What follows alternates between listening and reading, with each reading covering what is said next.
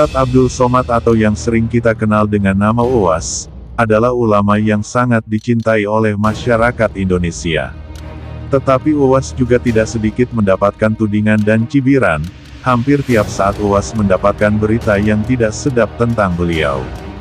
Mulai dari ustadz sesat, ustadz radikal, intoleran, masuk gereja, tidak cinta NKRI dan banyak lainnya. Apa sebenarnya yang salah dari dakwah beliau?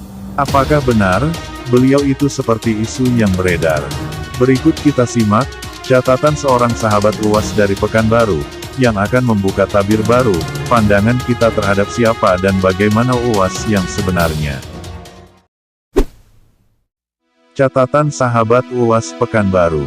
Bismillahirrohmanirrohim.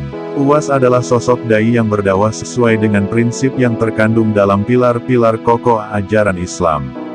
Iman, Islam dan ihsan yang terangkum dalam ajaran akidah Ahlussunnah wal Jamaah, Al-Asy'ariyah, bermazhab fikih Syafi'i, dan bertasawuf dengan tarikah mutabarah diakui di lingkungan Ahlussunnah wal Jamaah. Kredo tiga pilar itu menyebabkan Uwas menyuguhkan narasi dakwah dengan pemahaman moderat, tidak ekstrim dan jauh dari kata fanatik.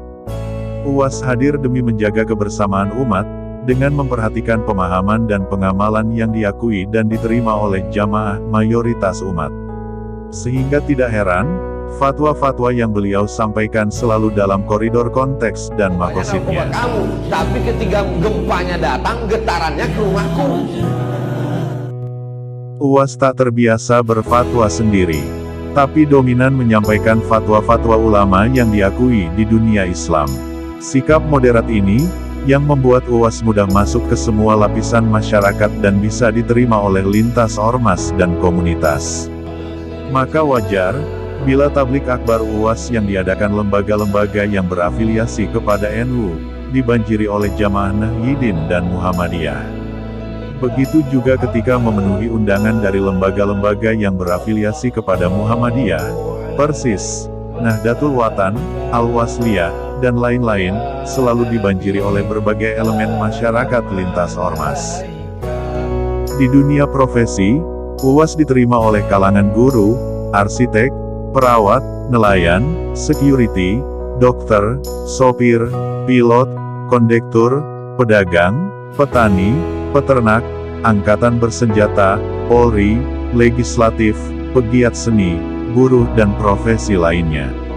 Ceramahnya diputar di radio, tap mobil, channel YouTube, siaran TV dan berbagai kanal konsumsi massa lainnya. Konten dakwah Uwas yang disampaikan dengan bahasa mudah dipahami, renyah, berbobot dan juga jenaka itu, concern kepada perbaikan di bidang pendidikan Islam, kemandirian dan kemajuan ekonomi umat, politik yang berkarakter, dan sosial kemanusiaan. Apa yang menjadi obsesinya adalah tauiyah pencerahan dan perubahan masyarakat ke arah yang lebih baik, bukan sekedar narasi yang mengundang decak kagum dan tawa para jamaah. Itu sebabnya Uwas rajin memotivasi para orang tua untuk menyekolahkan anak mereka di pesantren, madrasah, boarding school, SDIT, ikut kuliah subuh serta terlibat maghrib mengaji dan bertalaki kepada ulama. Itu juga sebabnya Uwas rajin mensupport Bank Syariah dan semua lembaga keuangan syariah bahkan ikut mengendorse-nya. Dan ketika ada perhelatan politik, Uwas mendukung anak-anak bangsa yang berniat baik membangun negeri untuk maju ke gelanggang. Uwas pun tidak segan-segan memberikan testimoni, bahkan menjadi juru dakwah yang memotivasi perjuangan politik anak bangsa. Sehingga, tidak perlu kaget jika media sosial Uwas ofisial berisi konten dakwah, endorse program pendidikan, sosial kemanusiaan, dan iklan produk UMKM masyarakat Indonesia.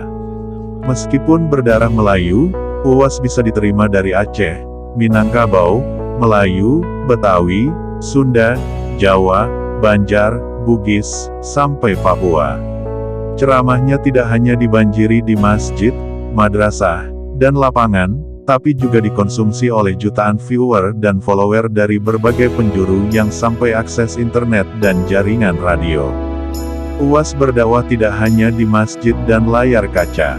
Uwas tidak hanya duduk di atas bus empuk dan mewah di dalam ruang sejuk sekian PK. Uwas rutin berdakwah ke pedalaman dan pelosok-pelosok negeri, tak hayal kakinya kadang berdarah oleh pacat dan tergores semak belukar. Dibangunkannya masjid, madrasah, dan MCK serta anak-anak pedalaman disekolahkannya dari dalam sampai luar negeri.